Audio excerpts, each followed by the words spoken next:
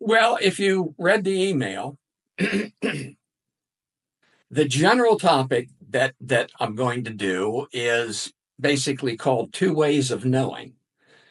And it has to do with Eastern and Western philosophies and religions because they operate somewhat differently.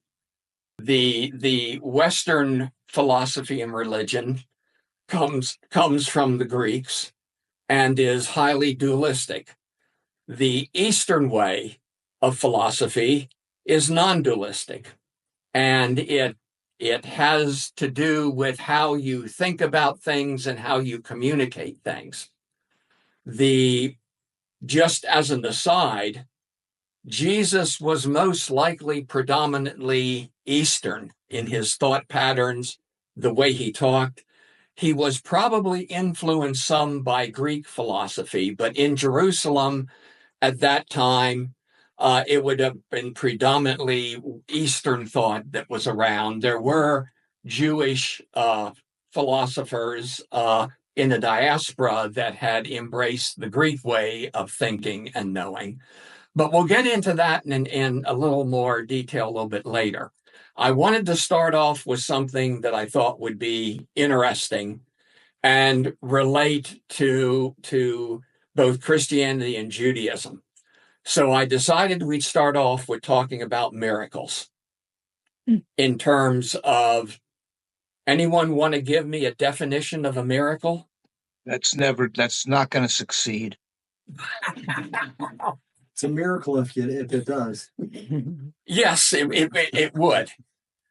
I was just curious, what are your ideas? I should rephrase the question.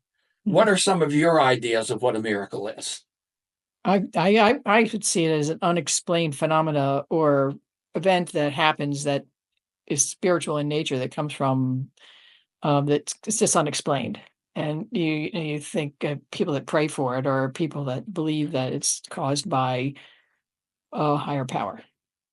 Okay, that's a reasonable one. Anyone else?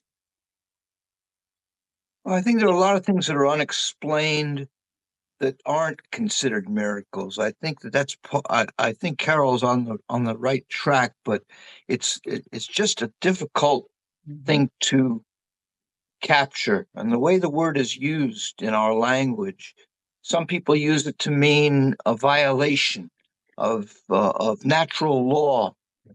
Others say that that's not necessary at all. That even if miracles are caused by God, he would actually use natural processes so that you wouldn't be able to declare that there was any violation of natural law.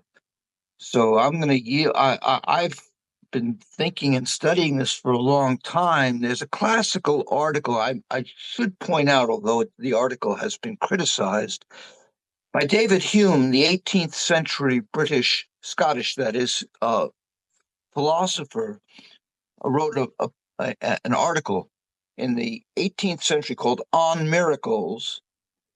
And he took the idea of miracle to mean a contravention, a breaking of natural law, and proceeded to criticize the idea of miracle.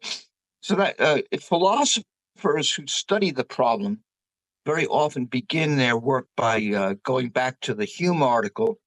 I just mentioned that as a point of reference, but I'm going to shut up at this point. Well, you know exactly where I'm going. Eventually, we'll get to Hume. To me, Hume is like the C.S. Lewis of his arguments are somewhat weak, to put it mildly, but we'll get to him a little bit later. Yes, you mentioned Lewis. Lewis wrote a book which we should look. It's a strong book. I don't know what you think about Lewis, but I was impressed with the book. It's called Miracles, and it's one. And Lewis is a great writer, C.S. Lewis, and I think that that book, Miracles, where he just very, very frankly discusses natural versus supernatural and so forth, I think it's a very useful book, whether or not you agree with him. Well, let's. I'm going to approach this a little bit systematically for us to try and come up with a somewhat working definition. But what we'll find out as we go along is there's going to be a little something wrong with just about everything that we do for this. But the word miracle comes from the Latin word miraculum, which means wonder and amazement. And that's it. That's all it means is wonder and amazement.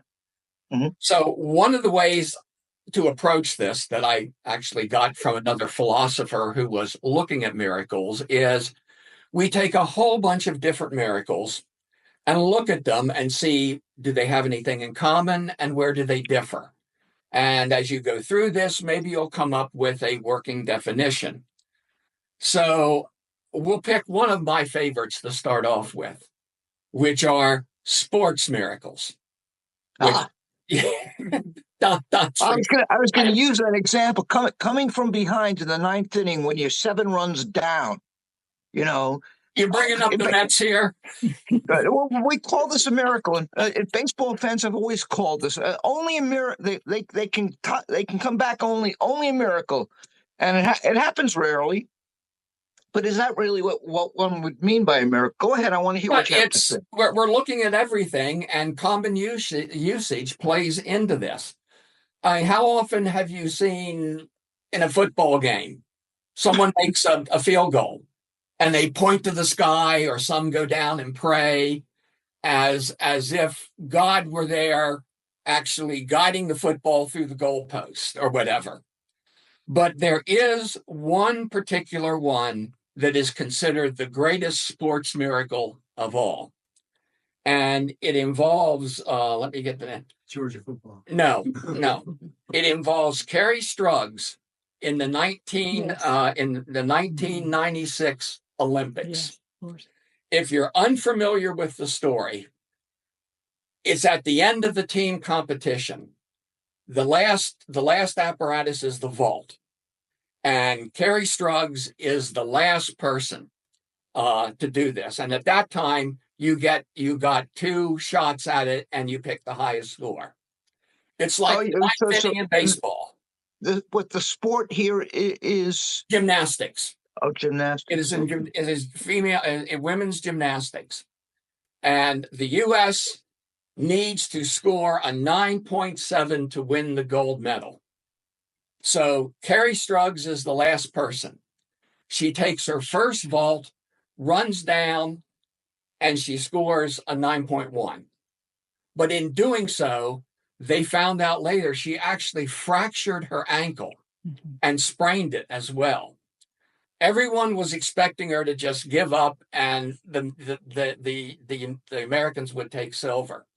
Instead, she goes down, runs. If you've ever seen the vault, you have to run a considerable distance. I was watching it when it actually happened. I remember the incident itself. And she does the vault and lands on one foot. That's right. The other one elevated, scores a 9.7, and the U.S. wins the gold medal. Bella Crowley carries her off the mat. Yeah, and got into a considerable amount of trouble because of that. But it's considered one of the greatest sports miracles in terms of, just all the if you add the wonderment and everything. But when you get right down to it for this whole category, should a miracle depend on basically what amounts to good training and a lot of practice? Because that's what sports is. And a lot of luck. I don't see those as miracles, to tell you the truth.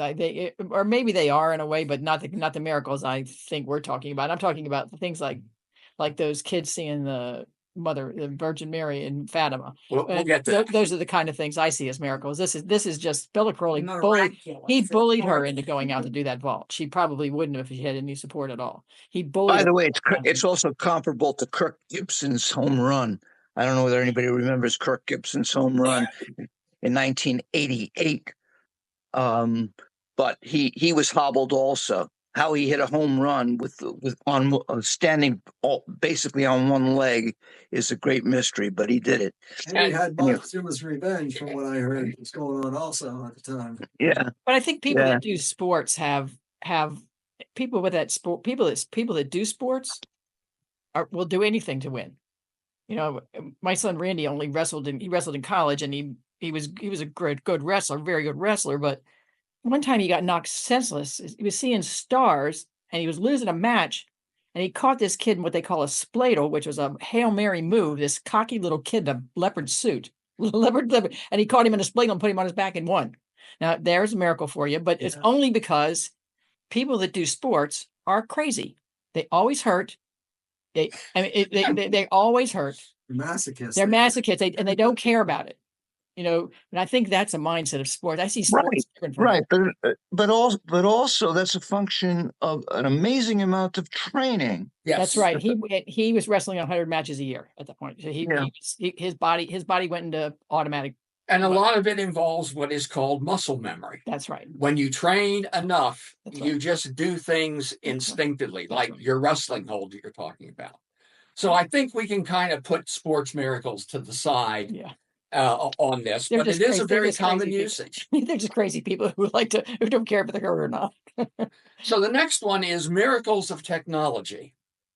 For example, breaking the sound barrier, which was considered impossible due to a number of calculations by physicists, said that the plane will basically disintegrate, it will explode. You just can't do it until Chuck Yeager got into his airplane and broke the sound barrier. Well, you can also add the atom bomb didn't keep on splitting to the miracles out there. You know, that we're still here.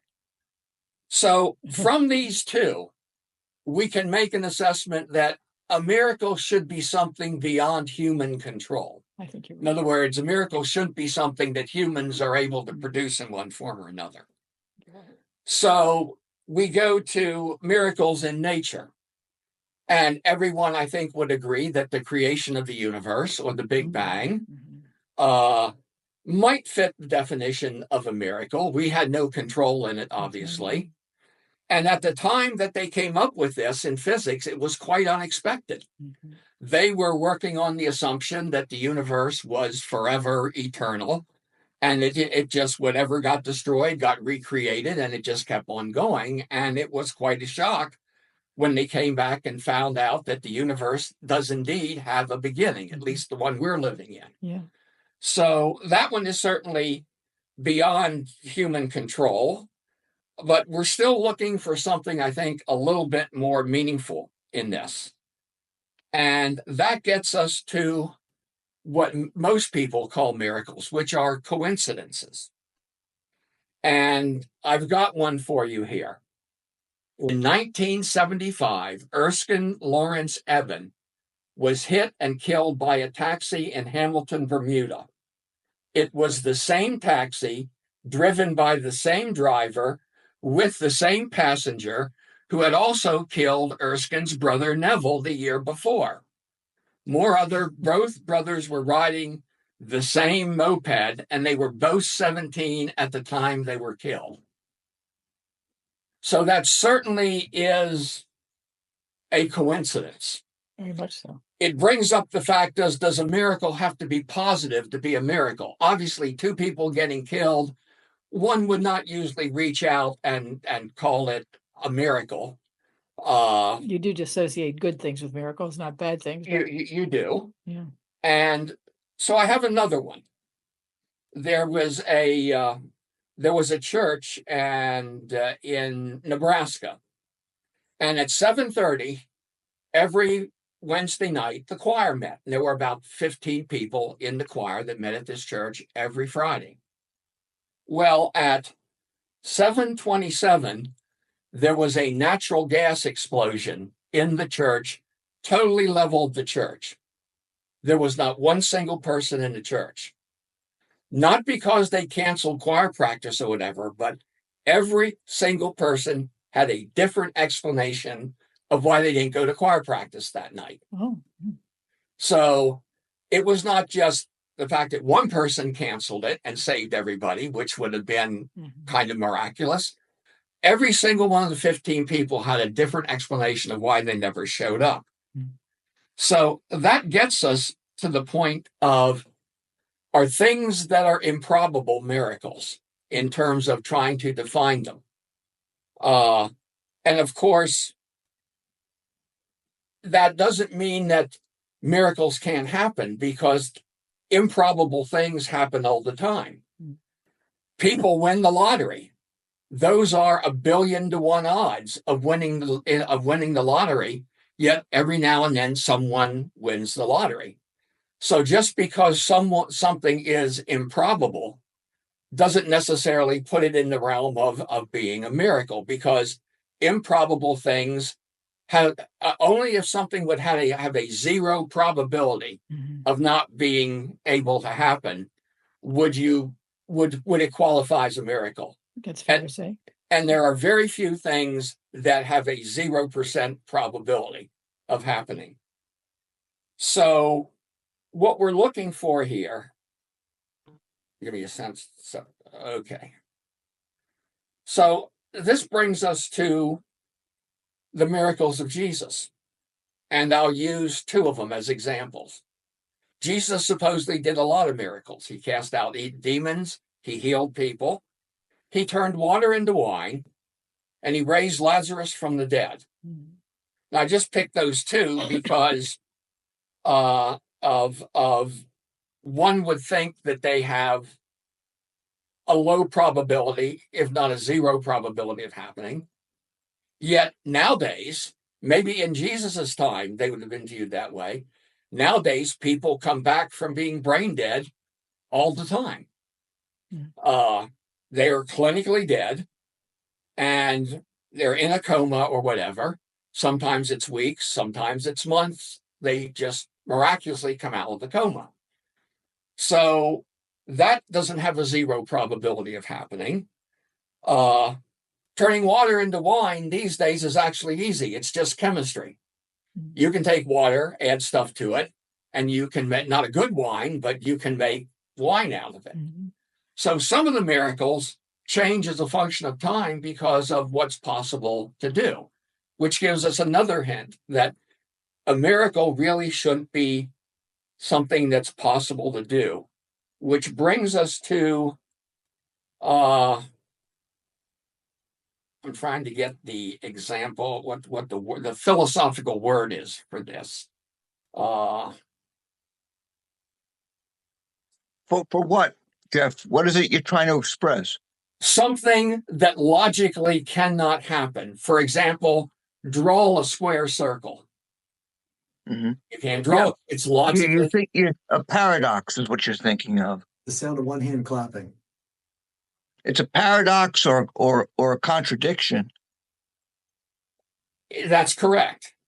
Now, we can go back to Thomas Aquinas, who was a philosopher and theologian. I forget what years. It was in the 1600s, maybe. No, 1200s. 1200s, okay. He said, God cannot make one and the same thing to be and not be at the same time. He cannot make contradictories to exist simultaneously. He was simply responding to an apparent criticism of God's omnipotence. The objection was God can't do a certain kind of thing. He can't make a square circle, for example. And the answer to that, of course, God can't make square circles, not because it's any limit on his omnipotence, but because what you're talking about is a contradiction in terms. It's a senseless idea. For that reason, go ahead. Okay, you got that. That was good. The word I was looking for here is nomological. Well, nomological means according to law. Right. Okay? And this brings us to a miracle might be something that evades a natural law. Right. A square circle is one example, but there are other things. No. A square. Let's get clear here. A square circle is a conceptual contradiction. And something that would be a violation of law. For example, take the law of gravitation. Would be actual levitation. Okay, without tricks. That is to say, that would be a violation of physical law. There's no contradiction in terms there. There's no conceptual contradiction. The idea of a circle is inconsistent with the idea of curvature, of a straight line. Straight line and curved line are contradictory concepts. But there's nothing contradictory about saying that an instance of levitation existed. That would be a violation of natural law. But go ahead. And the counter to that, as an example, would be in quantum physics, things exist as a particle and a wave simultaneously. A particle and a wave are contradictory. A particle is localized, a wave is spread out in phase. It's like a square circle, yet these are things that are actually seen, not at the same time, though. So that's just another example of how things get complicated here. To go back to Jesus for a second, one of the things that this brings in is that to be a miracle, some sort of agent has to be involved. Something must do the miracle. As Don and I were talking about, not to elevate your status any. It's all right. I take the compliment to be Freudian or not. Go ahead. We were talking about this and the fact that most people envision God reaching his hand down and meddling with things and then going back up and going, oh, look what I've done. And that's a lot of people's conception of it. Well, God would be an agent. Jesus would also be an agent. The conclusion Don and I came to is we're going to have to give up our idea of God sticking his hand down and basically meddling around in things that happen here. But this also brings in another aspect of it. An agent has to be responsible, and that agent has to be somewhat supernatural to do supernatural things. So Jesus would fit that, as well as you might consider prophets as being supernatural agents to a degree. So that brings us now to a little list that we can make that we've kind of fumbled around with here. And there are 8 things. It has to invoke wonder and amazement. It exceeds people's expectations. It's beyond human control. It suggests a deep, mysterious link between expectations and outcomes. Its outcome is positive. It is religiously significant, and it is an act of an intentional agent and a violation of the law of nature. Now, that's a lot of things there, but we can compress it down to a single sentence. A miracle is a violation of the laws of nature that is caused by an intentional agent, and it has religious significance. Jesus's miracles all fit into this type of definition of miracles. So I see nodding heads, and it's the violation of the laws of nature that's going to be the philosophically most problematic of your descriptions. Wonder and amazement don't cause much problem. That we can all talk about that. But violations of the laws of nature, that's what Hume took on in his critique. He argues that you just cannot make out a case for that kind of thing. I would have to go back to his article, by the way, frankly, after all these years, if I were to talk about it in particular. But I can tell you in general terms that that's what the article is about. When it comes to levitation, for example, I can imagine levitation occurring, but I would insist on some kind of explanation so that it wasn't a violation of the laws of nature. For example, it could turn out, just use your imagination, that the person inside the clothing has magnetic bars and there's a magnet used to raise him off the ground. Okay. You can probably come up with a better example yourself if you're inventive. But if that were the case, we would find out that it was a trick. We call it a trick, meaning that there was no violation of nature here, that unseen physical principles, namely those having to do with magnetism, were at work here to explain why the person came off the ground. So that it's would not great to have a philosopher in the group that can read your right. mind. It's, Yeah. I take it you've not watched a lot of X-Men movies? Oh, I religiously avoid them. But Well, you just described Magneto, who is yeah, able to levitate himself. I can say that that I have that kind of imagination. It's a kind of science fiction thing, right?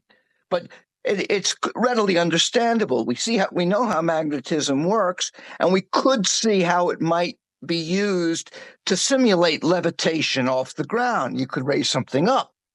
And Go here's ahead. where things get really, really tricky, because our conception of what a miracle might be is going to change as a function of time, as a function of more we learn about the world.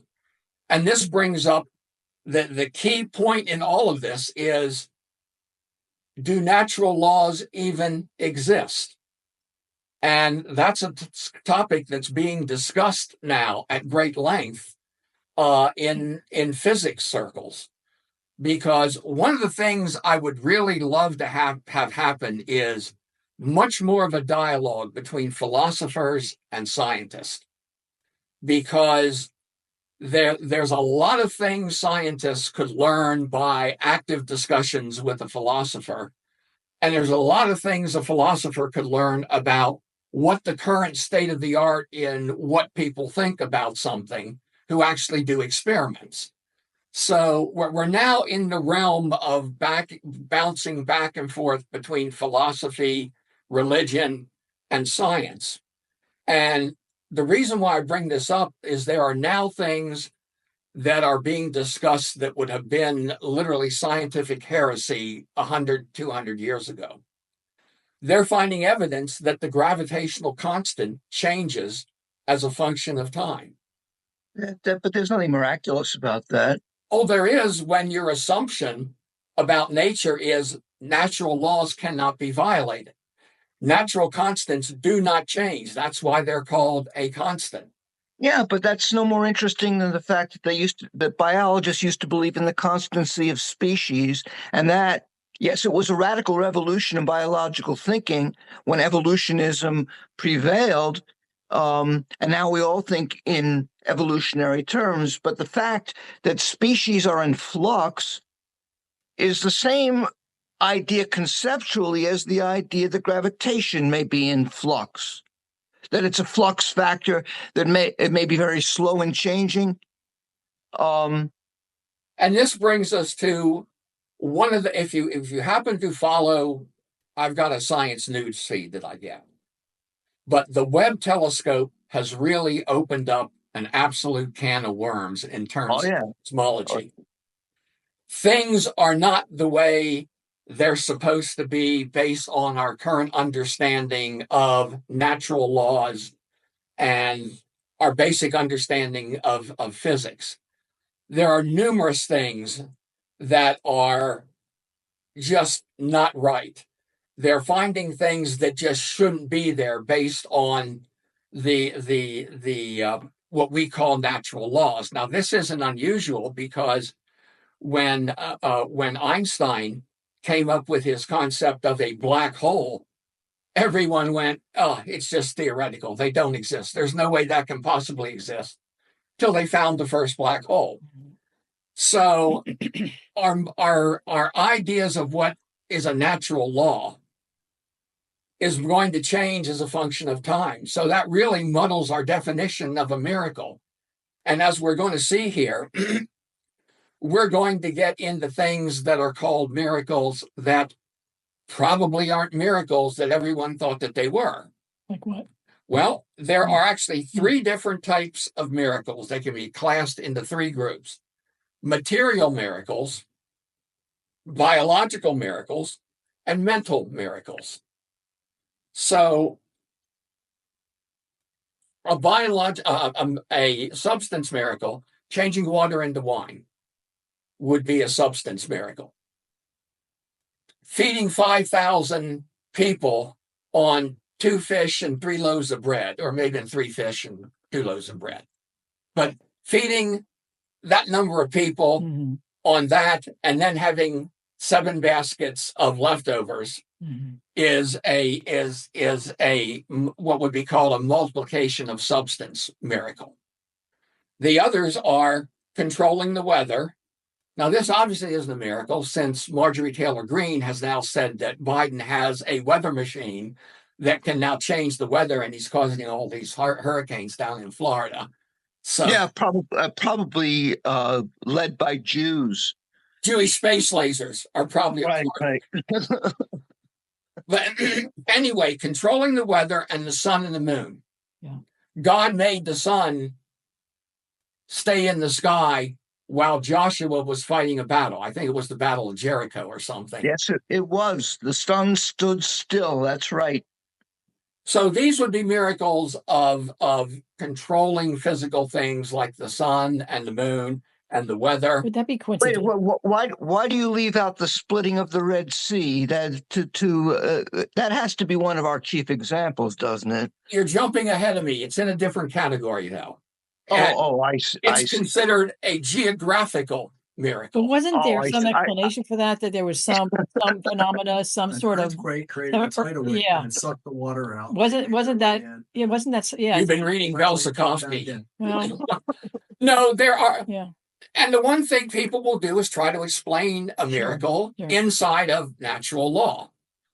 when I look at miracles and things, I think, you think how fantastic they are. Like I keep going back to the thing in Fatima, which those kids saw Mary up there, and they, they claim that they did, and it's a huge thing. But I think that, and I think sometimes it's ill-conceived and not always true, but I think because people make stuff up. But I do think sometimes God brings miracles our way to, and it's not based on deservability. It's not because someone deserves it. It's not because your neighbor's house got taken away by a hurricane and yours didn't. It's not because you're better than they are. It's because I think miracles happen, though, and it's God's way of showing us how omnipotent He is. And I think He brings those things to bear so that we can see Him. And I think, and that's the way I look at it. It's why did Mary compare to these 3 kids and nobody believed them? They got ostracized for it. They were beat up over it. The kids were, they thought they were like demons of some kind, but well, this brings up a very good point, that if we're going to say that natural laws are flexible, you can make the statement that God built the capability for what we call miracles into the universe, that they can happen, that they were literally put into the way the universe works. Well, let's see, it wasn't designed flexible. It's not inherently flexible. It just happens to be He can intervene. I don't think it's flexible like you and I couldn't go off and pull something off like that. Well, but we have to get to that point of Carol's bringing up a good point. Carol, in her just everyday way, is bringing up this issue that we just passed over earlier, which is the external intervention.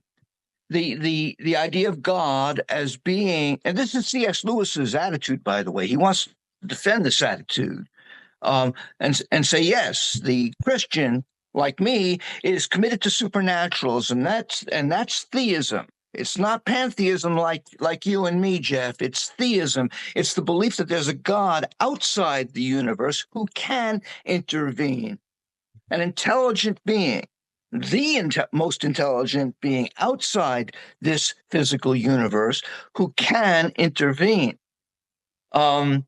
And that, to many people, is the real definition of a miracle.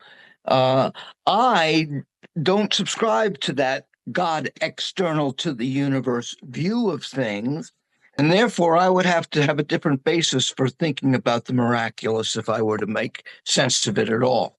I really liked Oh, go ahead, Bob. I'm sorry, Jeff. I'm sorry. No, I was just going to say, I think we would have to spend more time on the issue of can we or should we rule out this idea. That's why C.S. Lewis's book, Miracles, is still worth reading, because he poses a very, very frank case for the supernatural, where supernatural, I pause between, it must be taken literally, that there's the natural world and then there's another world superior to it, above it, which can and does intervene in the physical world. That's the model.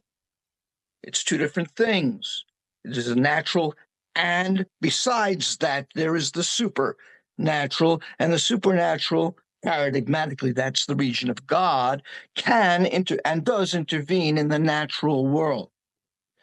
And that's a classical model. I don't know, and I spent a lot of time thinking about that. I have great difficulties with that model, but Lewis is very, very frank that that's what his idea of miracle is.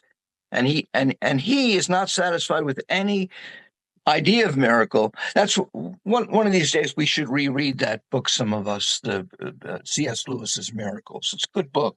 Well, you bring up not to get overly detailed, but you bring up two different definitions here. Pantheism means God exists in the universe that he created. Panentheism means that God has a part of himself who is outside the universe as well. To me, it's a distinction that may not have an effect. It doesn't matter whether God's outside or God's inside. That doesn't address the fact that God is doing something or constructing something or whatever. It seems kind of a distinction that doesn't have much relevance, but that's just me. I really enjoyed your blog post there where you talked about the God, and that's something where something I've not struggled is not the right word, but something I've thought a lot about. I think about a lot is the God of all, the God of all. And I think and everybody's way to find God, whether it's from the Eastern realm or the Western side of things, is everybody's trying to find God in their own way. Their God, their supreme being, whatever you want to call him, whatever suits you. And this is the way that we find him. I think then in the way Don finds him in his way. And I thought that was really an interesting blog post. I enjoyed that. That was good. Yeah. Well, thank you. Yeah. Now, in Kabbalah, and Don, I know Laurie is not one of your favorite people, I think, if I recall correctly. I just philosophically, I don't find his system very, very satisfying, but go ahead. Talk. But Laurie is an interesting figure, an important figure. Well, the reason why I bring it up is because in Kabbalah, what God did was shrink and separate himself to make use for the universe in between. In other words, the universe is part of God, and he did so by literally expanding and separating himself, which I guess would be panentheism if you're going to be sticking a definition. But I thought it was interesting that concept that he has is an interesting way of looking at things, that God is both. It's the universe is part of God, but he's also more than just the universe. Well, I think it's very interesting. I think that everybody has their way, and I don't think for us this is the right way. And there's certainly plenty of religions that think it is the only way, and if you're not on their path, then you are wrong. And I don't think that's true either. I don't think anybody's better than anybody else. I think everybody has their way, and that's their way. And well, there are practical implications of this. We'll continue on with this next week because it's a good topic and it gets us somewhere. But I'm thinking about when the gospel choir came and they were doing, and in between they say something and the guy relates his story about being held up and everything. And the fact that it was a miracle that the gun didn't fire and everything, and he was spared, and that was the impetus of him doing all these things. And that gets us back to Moses parting the Red Sea. Because there, if it's a miracle, it had positive results for the Jews, but it had negative results for the It Egyptians certainly did. because God closed up the Red Sea and killed them all. Yeah. So it brings up, well, can a miracle be both good and bad depending on who gets what in it? Yes. But that's got a simple solution. The Hebrews are the good guys in the story. We know who the villain is. The story is told in such a way that there's no question about who the villain is. Pharaoh is the villain. He's given 10 chances. Well, where I was going with this is I was somewhat disturbed when the gospel choir was doing this, because I'm thinking, well, what about the poor people that the gun fired and they're dead? For you, it was a miracle, but That's then right. what about all the other things that didn't happen? It raises the question of, is that really a miracle? But No. I mean, when I look at miracles, I never think of it in terms of that. I think it's the circumstances are, God may have intervened. I don't know. I don't think he thinks one person is better than another. That's certainly the way we're taught. But miracles are, to me, are things that happen phenomenally that don't really adversely affect anybody. That, don't really badly adverse, like the thing I keep go back to the Fatima thing, but that there are other things like that. Nobody gets adversely affected by that. It's just something that happened. And those are the kind of things I think that don't have that. They don't bring up the bad side you're talking about. And this, since you brought up Fatima, it's a little bit later on here, but that is considered a miracle by the Catholic Church. The girls that went out saw the visions, and there were 3 predictions that the angel or whatever it was gave to these 3 kids. And I'd have to look, I can't recall each individual one, but the first 2 actually happened. Mm-hmm. The third one was never released to the public and was kept under lock and seal in the Vatican. They didn't want it released. It's just like them. They would not release it. And it turns out that they got so much friction over this that eventually they did come out and say what it was, but it wasn't all that earth-shaking. And why would you keep it secret? So people are thinking there's still something that's under wraps somewhere. It makes them feel self-important, though.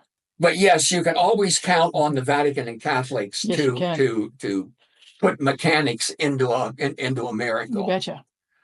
But it does matter to us, our concept of what a miracle might be and who God is. In today's world, yeah. Because it reflects in how we tend to think about how we fit into the world and how we respond to things. And I only bring the person in the gospel choir is certainly entitled to his opinion, and it works for him, and that's absolutely marvelous. But it doesn't work for me. That doesn't mean he's wrong, but it's just a concept that I can't wrap my mind around with my concept of how God might work. And all of us have a concept of how God works. Sure. And you look at how it can go south, if you look at, and literally south, to the evangelicals' concept of God. Very much so. Look at who their hero is right now. Goodness gracious. Couldn't be any farther from Jesus. If you wrote it in a cartoon. And it's only a certain type of evangelicals. Not all evangelicals are like that. Sure. But it does bring us to a point where if you believe in what Jesus taught, how can you say nasty things about immigrants and make the statements that he makes? I mean, that's even in the teachings of Jesus about how you treat a foreigner and a stranger in your community. Absolutely. I struggle with that. I struggle with that. How can they just be so hateful? In compiling stuff on the subject of miracles, by the way, I just want to interject that I think you shouldn't neglect Lourdes, if you will. the Catholic Church is actually very circumspect in recognizing miracles, but they do recognize them very They've carefully. turned it into a science.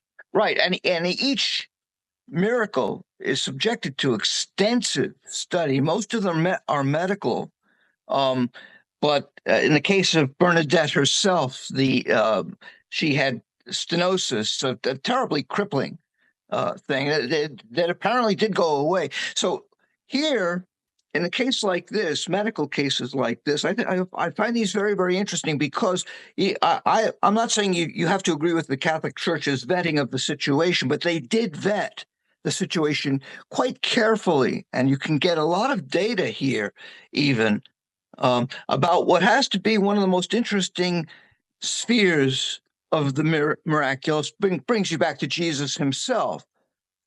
Going back to Mark, the earliest gospel, these miracles are cures. He was a healer. They're healing miracles above all. So I would not leave Lourdes and studying what some of the results there and trying to think about what it means from our list of things to look into. Well, I have more. If you do. Yeah. Not surprised. And it will eventually, as I expected, this was an interesting topic. Yeah. And it's bringing up a number of things that we'll address in detail as we go further into this. I'm going to get C.S. Lewis's book and to add to the conversation. I think so. C.S. Lewis, I have a problem with some of his things, and some of his things are fine. But that's good. But he's a careful and lucid thinker. Yeah. And I mean, I came at it. I'm Jewish, and I came at this. It was almost alien territory to me. But he was so lucid in his presentation, such a careful, responsible thinker, whom I admire so much in that respect. And he wrote. It's a 100-page book, very thin book. It's just called Miracles by C.S. Lewis, and it's just a good touchstone for this kind of discussion. I'll stick it into the email for next week. Yeah, and I'm gonna go out. I'm gonna take a look at it again myself. So we do have more and everything, but I think we can probably wrap this up for right now. Thank you for joining us. Sorry I didn't contribute much, but I wanted to get caught up with where you are and what we were talking about. We're usually all over the place. That's all right. That's how I roll.